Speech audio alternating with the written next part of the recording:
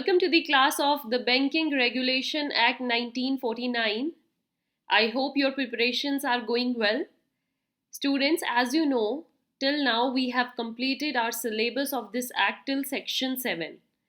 In today's session, we will do another important sections, that is your section 8 and section 10.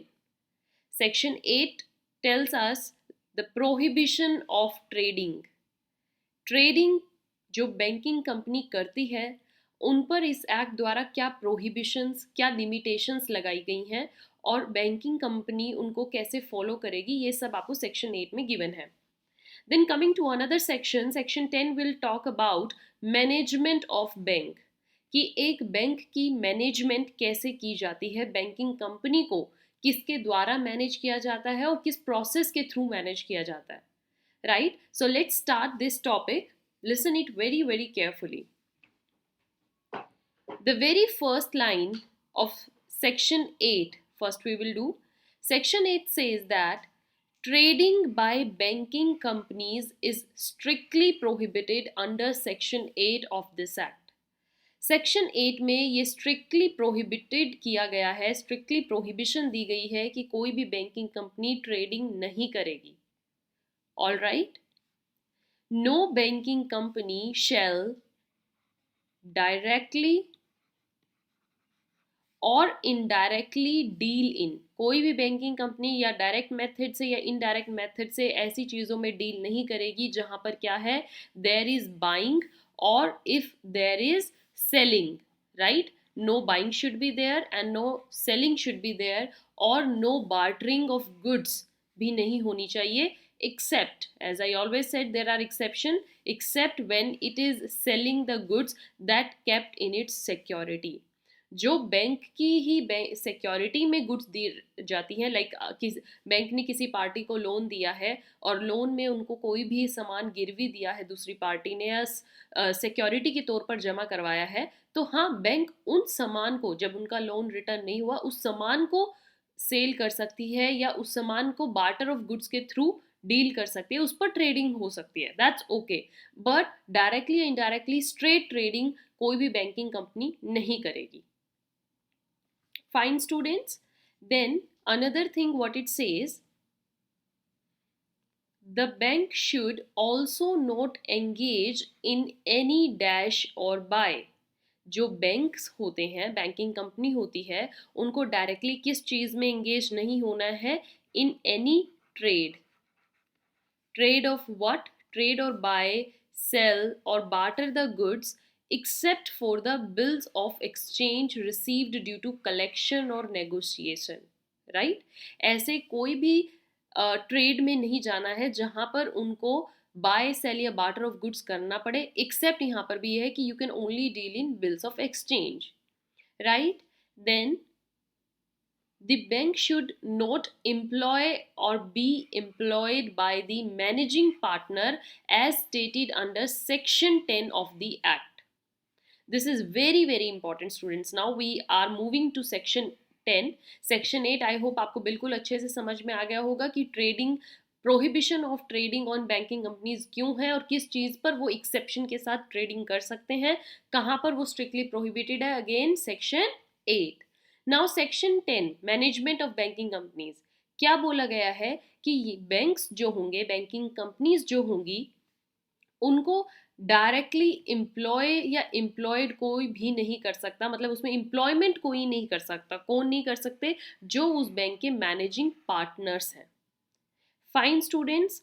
Further what this section says that bank should also not employ a person. Bank को ऐसे person को भी job या employment नहीं देनी है who has been dash insolvent, जो कि क्या करार दिया गया है, एडजुडिकेटेड एज इंसॉल्वेंट, और whose remuneration depends on the profits of the company. जिस पर्सन की रेम्यूनरेशन मीन्स सैलरी किस चीज़ पर डिपेंड है, कंपनी के प्रॉफिट्स होंगे तो उसे मिलेगी, या फिर ऐसा कोई पर्सन जिसको कोर्ट द्वारा इंसॉल्वेंट घोषित कर दिया गया है, उस पर्सन को आप एम्प्लॉयमेंट नहीं दोगे इन बैंकिंग कंपनी, मतलब वो मैनेजमेंट में इंक्लूड नहीं होगा. All right students. Then at least 51% of total members of the dash.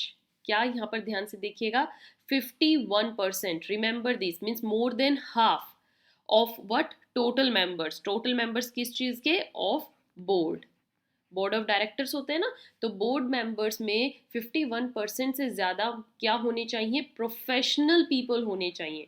Professional लोग हम किन्हें बोलेंगे, बैंकिंग कंपनी के नज़रिए से देखें तो those person are professional who have experience in the matter such as accountancy में उनको बहुत ज़्यादा प्रोफेशनल नॉलेज है, एग्रीकल्चर सेक्टर से बिलोंग करते हो, रूरल इकोनॉमी की उन्हें नॉलेज है, बैंकिंग की उन्हें नॉलेज है, कॉपरेशन कैसे किया जाता है लाइक कोऑपरेटिव सोसाइटीज़ की उन्हें नॉलेज है।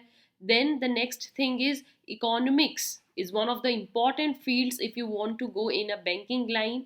तो इकोनॉमिक्स की अगर आपको नॉलेज है, फाइनेंस की अगर आपको नॉलेज है, लॉ रिलेटेड आपको नॉलेज है, स्मॉल स्केल इंडस्ट्रीज़ की नॉलेज है, तो दीज आर वेरियस सेगमेंट्स जिसमें कि अगर किसी भी मेंबर को अगर आपने बोर्ड में इंक्लूड किया है, सपोज कीजिए आपका board of members is consisting of 20 in total, 20 in total board of directors हैं या बोर्ड ऑफ मेंबर्स हैं वट एवर, तो इसमें 50% से ज़्यादा, 50% कितना हो गया, 10 मीन्स 11 और 11 plus members should belong to these categories, this professional experience means 11 से ज़्यादा लोगों को अकाउंटेंसी की नॉलेज हो, एग्रीकल्चर की नॉलेज हो, रूरल इकोनॉमी की नॉलेज हो, बैंकिंग की नॉलेज हो, कॉपरेशन की हो, economics, finance, law, small scale industries, right.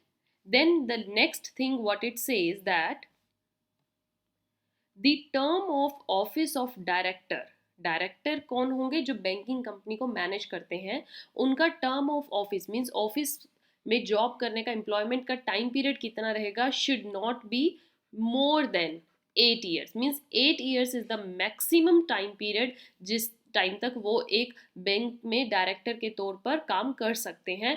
If it goes more then 8 years then he has to resign और they should be taken back. All right, so these are the important provisions of section 10 students. In today's session आज हमने section 8 को अच्छे से discuss किया है और section 10 को अच्छे से डिस्कस किया है।